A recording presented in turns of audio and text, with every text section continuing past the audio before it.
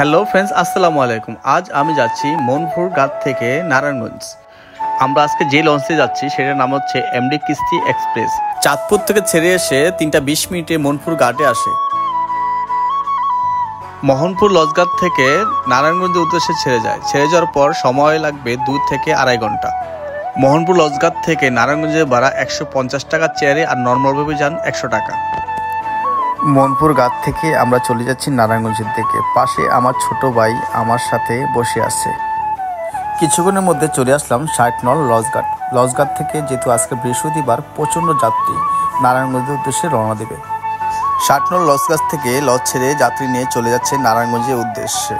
ছোট ভাইকে নিয়ে সুন্দর একটা ভিউ দেখতে দেখতে চলে যাচ্ছি নারায়ণগঞ্জ।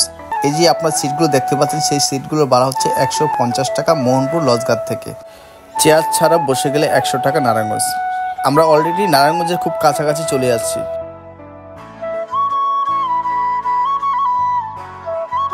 এখন আমরা 3য় শীতলক্ষ্যা সেতুর কাছাকাছি চলে আসছি। এটা হচ্ছে মদনগঞ্জে অবস্থিত। আমরা নারায়ণগঞ্জের লঞ্চঘাটের খুব কাছাকাছি চলে আসছি। যেহেতু নারায়ণগঞ্জ লঞ্চঘাট চলে আসছি, তাই আমরা নিচে নেমে যাচ্ছি। আমরা এখন লঞ্চ থেকে নেমে যাব, তাই আস্তে আস্তে সামনের দিকে আগাচ্ছি।